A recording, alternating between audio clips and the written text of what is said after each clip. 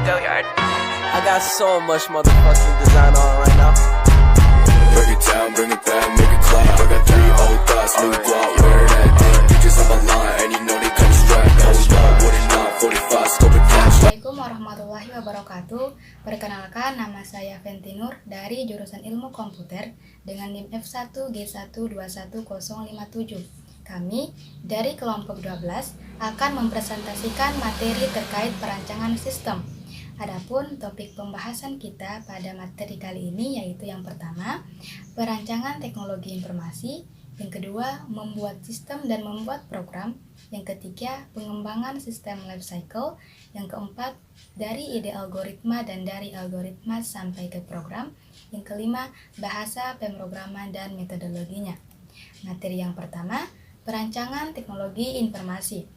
Tahap perancangan sistem teknologi informasi ini yaitu tahap setelah analisis dari siklus pengembangan sistem teknologi informasi, pendefinisian dari kebutuhan-kebutuhan sistem untuk teknologi informasi, persiapan untuk rancang bangun atau implementasi, menggambarkan bagaimana suatu sistem teknologi informasi dapat dibentuk, dapat berupa perencanaan, pengembaraan, pembuatan sketsa atau pengaturan dari beberapa elemen yang terpisah ke dalam satu kesatuan yang utuh dan berfungsi.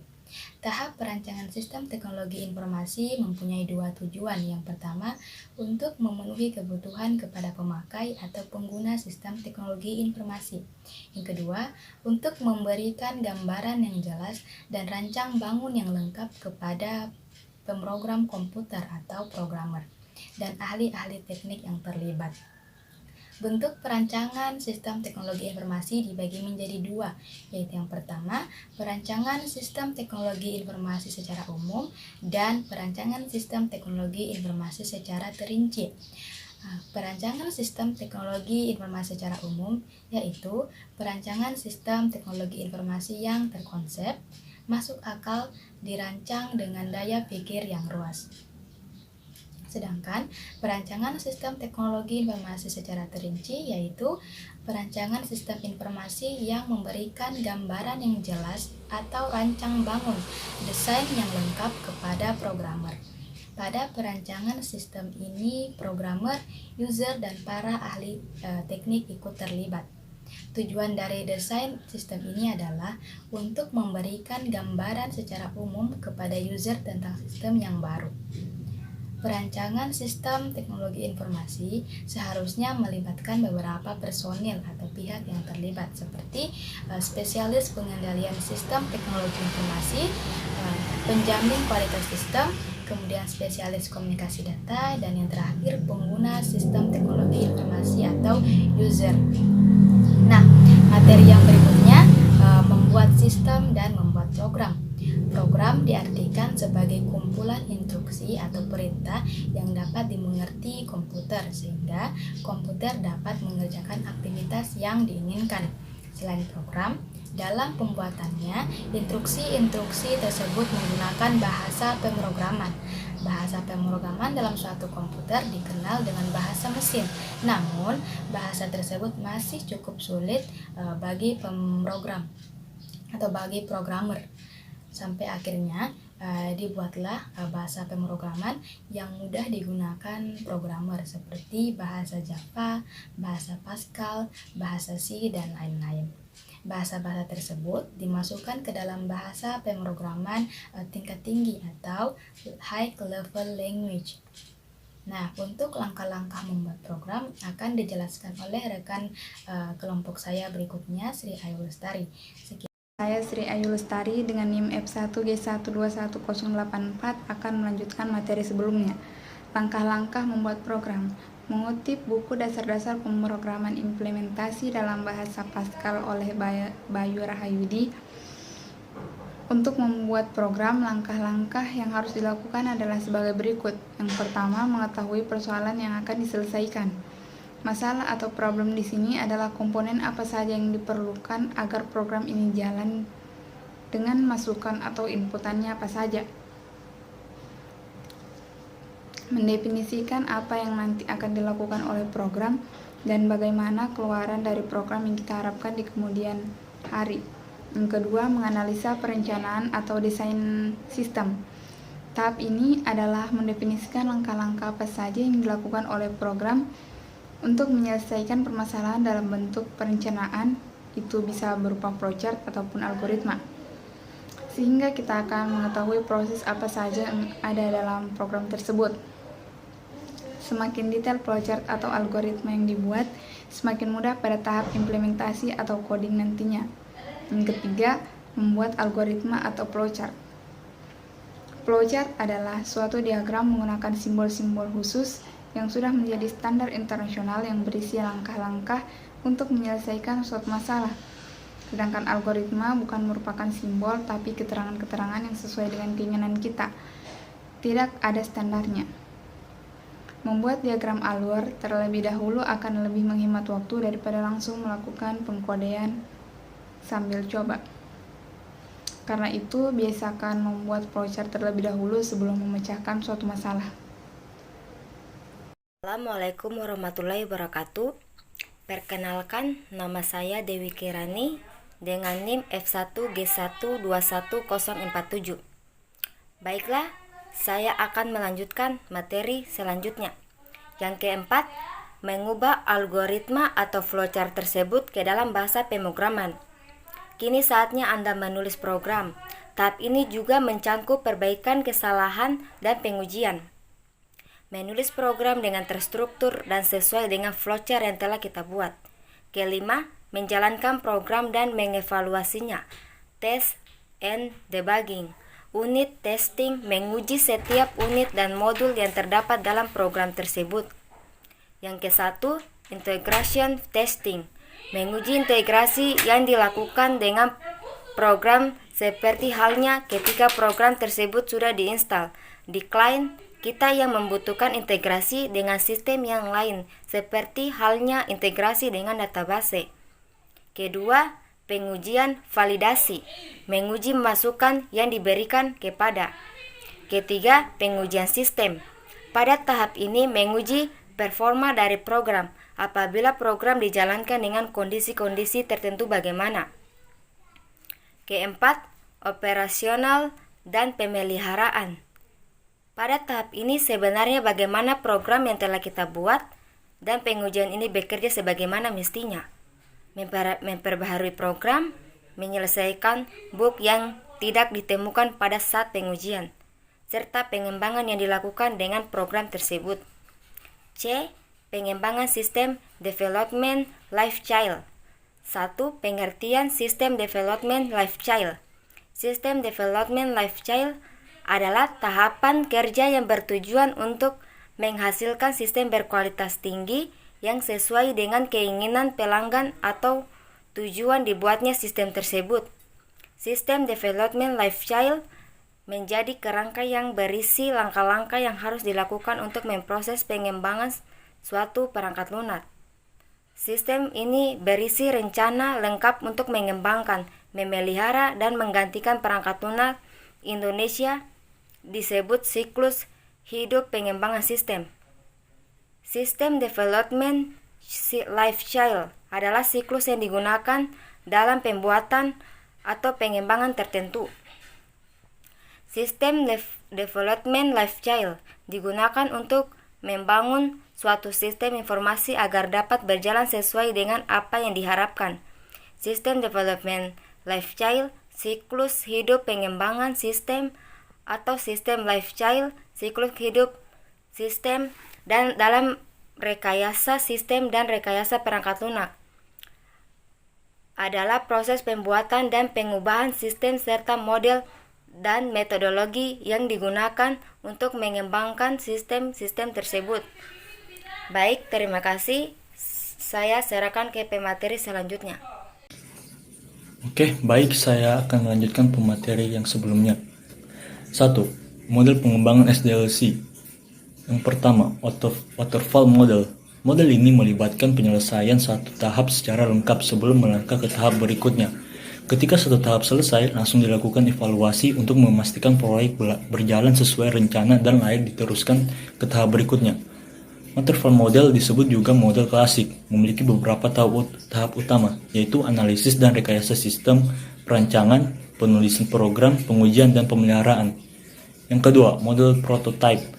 Metode prototype merupakan suatu paradigma baru dalam metode pengembangan perangkat lunak, di mana metode ini tidak hanya sekedar revolusi dalam dunia pengembangan perangkat lunak, tetapi juga merevolusi metode pengembangan perangkat lunak yang lama, yaitu sistem sekuensial yang biasa dikenal dengan SDLC atau Waterfall Development Model. Yang ketiga, model Rapid Application Development atau RID. Rapid Application Development adalah sebuah model proses perkembangan perangkat lunak sekuensial linear yang menekankan siklus perkembangan yang sangat pendek, kira-kira 60-90 hari. Model RID ini merupakan sebuah adaptasi kecepatan tinggi dari model sekuensial linear, di mana perkembangan cepat dicapai dengan menggunakan pendekatan konstruksi berbasis komponen. Yang ketiga, model Evolutionary Development atau Evolutionary Software Process Models. Model Evolutionary Development bersifat iteratif atau mengandung perulangan. Hasil prosesnya berupa produk yang makin lama makin lengkap sampai versi terlengkap dihasilkan sebagai produk akhir dari proses. Model Evolutionary Development atau Evolutionary Software Process terbagi menjadi dua, yaitu yang pertama model incremental. Model incremental merupakan hasil kombinasi elemen-elemen dari model waterfall yang diaplikasikan secara berulang, atau bisa disebut gabungan dari model linear sekuensial waterfall dengan model prototype. Yang kedua, model spiral atau model Boehm. Model ini mengadaptasi dua model perangkat lunak yang ada, yaitu model prototyping dengan pengulangannya dan model waterfall dengan pengendalian dan sistematikanya. Model Agile. Model Agile merupakan model pengembangan jangka pendek yang memerlukan adaptasi cepat dan pengembangan terhadap perubahan dalam bentuk apapun. Dalam Agile terdapat beberapa poin penting, diantaranya sebagai berikut. 1. Yang pertama, interaksi antara personal lebih penting daripada proses dan alat. Yang kedua, software yang berfungsi lebih penting daripada dokumentasi yang lengkap. Yang ketiga, kolaborasi dengan klien lebih penting daripada negosiasi kontrak. Dan yang terakhir, sikap tanggap lebih penting daripada mengikuti rencana atau plan. Baik, itu saja yang saya bisa jelaskan. Kepada pemateri selanjutnya saya persilakan. Assalamualaikum warahmatullahi wabarakatuh. Saya Muhammad Istiqmal Husain dengan NIM F1G1211072. Melanjutkan dari pemateri sebelumnya, di sini saya akan menjelaskan mengenai membuat program dari ide sampai menjadi sebuah program. Seperti yang dijelaskan sebelumnya, bahwa untuk membuat sebuah program dibutuhkan langkah-langkah. Langkah pertama yaitu menentukan permasalahan. Permasalahan yang dimaksud adalah program apa yang akan dibuat, bahasa program apa yang akan digunakan, dan aplikasi apa yang akan dipakai. Sebagai contoh, misalnya kita ingin membuat program kalkulator. Setelah kita telah menentukan program apa yang akan dibuat, maka langkah selanjutnya adalah membuat langkah-langkah dari program tersebut. Langkah-langkah tersebut bisa berupa algoritma dan bisa juga berupa flowchart. Sebagai contoh, di sini saya menggunakan flowchart seperti pada gambar pada layar, dimulai dari start, kemudian input, kemudian ada kondisi 1, 2, 3, dan 4, di mana jika kondisinya terpenuhi, maka yang akan tampil adalah hasil sama dengan pilihan, kemudian hasil, kemudian N. Namun jika kondisinya tidak terpenuhi, maka yang akan tampil adalah tidak terdaftar pada pilihan, kemudian program berakhir. Setelah membuat flowchart, langkah selanjutnya adalah mengubah flowchart tersebut menjadi bahasa pemrograman. Di sini kita membutuhkan software atau aplikasi. Aplikasi yang saya gunakan di sini adalah C++, Dev C++, dan bahasa pemrograman C++.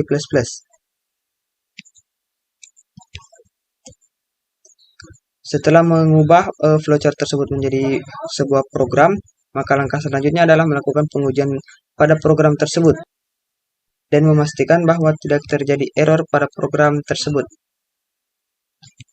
Kemudian, setelah programnya dirasa sudah cukup baik dan tidak terjadi error ketika di-compile and run, maka program siap digunakan. Sebagai contoh, seperti yang tampil pada layar, ketika di-compile dan run, maka program bisa dijalankan. Artinya program siap untuk digunakan. Mungkin cukup sekian dari saya. Saya tutup dengan ucapan wassalamualaikum warahmatullahi wabarakatuh. Saya serahkan ke pemateri selanjutnya. Assalamualaikum warahmatullahi wabarakatuh. Di sini saya atas nama Aswan dengan NIM F1G12143. Di sini saya akan menjelaskan tentang bagian E, bahasa pemrograman dan metodologinya. Belajar memprogram tidak sama dengan belajar bahasa pemrograman. Belajar memprogram berarti mempelajari metodologi pemecahan masalah, kemudian menuliskan algoritma pemecahan masalah dalam notasi tertentu. Belajar bahasa pemrograman berarti belajar memakai suatu bahasa komputer. Aturan tata bahasanya, instruksi-instruksinya, tata cara pengoperasian kompilernya, dan manfaatkan instruksi-instruksi tersebut untuk membuat program yang ditulis hanya dalam bahasa itu saja. Di dalam memprogram kita lebih menekankan pada pemecahan masalah, sementara menulis kode program adalah aktivitas terakhir. Mula-mula kita pikirkan rancangan pemecahan suatu masalah tanpa bergantung pada bahasa pemrograman yang digunakan atau komputer yang menjalankan program itu nanti. Rancangan tersebut berisi urutan langkah-langkah pencapaian solusi yang ditulis dalam notasi-notasi deskriptif, atau notasi ini dinamakan notasi algoritmik. Bila rancangan masalah sudah dibuat dengan skema yang benar, maka rancangan tersebut siap dikodekan dalam bahasa pemrograman agar program bisa dieksekusi oleh komputer. Disinilah perlunya kita belajar bahasa pemrograman. Ada banyak bahasa pemrograman yang tersedia saat ini, tetapi desain pemecahan masalah harus dapat diterjemahkan ke dalam bahasa apapun. Untuk saat sekarang ini terdapat puluhan bahkan ratusan bahasa pemrograman. Kita dapat menyebutkan antara lain bahasa rakitan atau assembly, Fortran, COBOL, ADA, PL atau I, ALGOL, Pascal, BASIC, bahasa-bahasa simulasi seperti KSMP, CMStrip, GPSS, dan masih banyak yang lainnya. Mungkin itu saja yang bisa saya jelaskan. Sekian dan terima kasih. Baiklah, saya akan melanjutkan materi yang dibawakan oleh teman saya, Aswan, yaitu tentang bahasa pemrograman dan metodologinya. Langsung saja. Berdasarkan kedekatan bahasa pemrograman, apakah lebih condong ke bahasa mesin atau ke bahasa manusia? Maka bahasa pemrograman juga dapat dikelompokkan menjadi 3 bagian, yaitu yang pertama, bahasa tingkat rendah atau low level. Bahasa jenis ini dirancang agar setiap instruksi dikerjakan langsung oleh komputer tanpa harus melalui penerjemah, translator, atau compiler. Contohnya adalah bahasa mesin, machine language. Bahasa mesin adalah sekumpulan kode biner 0 dan 1. Setiap perintah langsung dimengerti oleh komputer dan langsung dikerjakan. Bahasa tingkat rendah bersifat primitif, sangat sederhana dan sulit dimengerti oleh manusia. Yang kedua, bahasa tingkat menengah atau middle level or assembly. Bahasa assembly dimasukkan ke dalam kelompok ini karena notasi yang dipakai dalam bahasa ini merupakan bentuk manusiawi dari bahasa mesin. Dalam kata lain, masih dapat dipahami oleh manusia, dan untuk menjalankan instruksi-instruksinya masih diperlukan oleh penerjemah atau compiler ke dalam bahasa mesin. Istilah bahasa rakitan atau assembly yaitu memberikan perintah kepada komputer dengan memakai kode-kode singkat atau kode mnemonik. Contohnya mov, sub, cmp, jmp, gge, gl, loop, dan sebagainya. Dan yang terakhir atau yang ketiga atau yang terakhir yaitu bahasa tingkat tinggi atau high level. Bahasa ini tentu membuat program menjadi lebih mudah dipahami, lebih manusiawi, dan lebih dekat ke bahasa manusia. Kelemahannya, program dalam bahasa tingkat tinggi tidak dapat langsung dilaksanakan oleh komputer. Ia perlu diterjemahkan atau compile ke dalam bahasa mesin 0 dan 1 sebelum akhirnya dieksekusi oleh CPU. Contoh bahasa pemrograman ini seperti Pascal, BASIC, dan lain-lain. Tahapan pemrograman dan pelaksanaan program oleh komputer dapat dilihat pada gambar di bawah ini. Baiklah, itu saja mungkin hasil presentasi dari kelompok kami, yaitu kelompok 12. Kami mohon maaf apabila ada kekeliruan ataupun kesalahan kata. Saya tutup. Wassalamualaikum warahmatullahi wabarakatuh.